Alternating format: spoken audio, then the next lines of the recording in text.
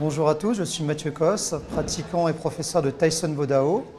J'ai 30 ans de pratique et 20 ans d'enseignement. Je suis brevet d'état premier degré, DGEPS et élève direct de Maître Phon Ton Cho.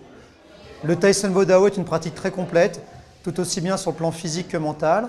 Particulièrement chez les enfants et les adolescents, ça apprend à avoir confiance en soi, à maîtriser ses pulsions, apprendre aussi la gestion de son corps et faire face à l'adversité.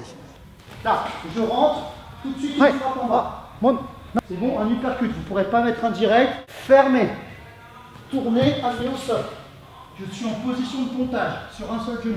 Je peux frapper à la nuque ou étrangler. Et je me relève en me protégeant.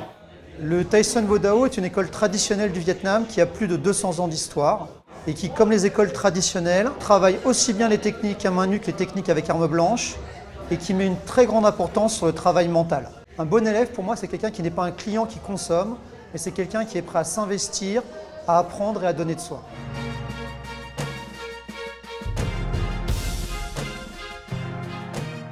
Là, on arrive à plus de la moitié du cours. Donc comme ils ont pas mal bougé, je reviens sur le travail un peu plus technique qui leur permet de récupérer tout en apprenant. Et dans quelques minutes, on fera un peu de combat libre.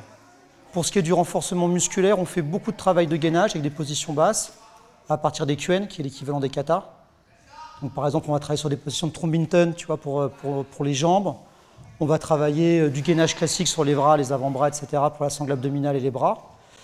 Et ensuite, ce qu'on fait souvent, c'est du travail de résistance à travers les combats. On se fait saisir, il faut rester immobile, ou au contraire, il faut pousser quelqu'un qui résiste, etc. C'est très souvent des exercices à deux.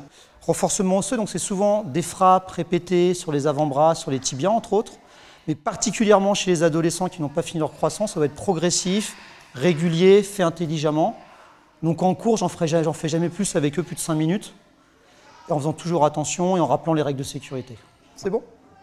On passe au travail du couteau, s'il vous plaît. Je dégage, je passe sur le côté et je mets mes deux bras. Tout le monde voit ?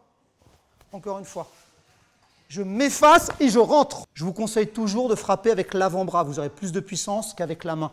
Pour l'amener au sol, un fauchage peut-être, mais tout simplement mon genou. Ici, et j'amène au sol. Je n'ai toujours pas lâché le bras que j'ai frappé. Allez, on y va, là, au boulot.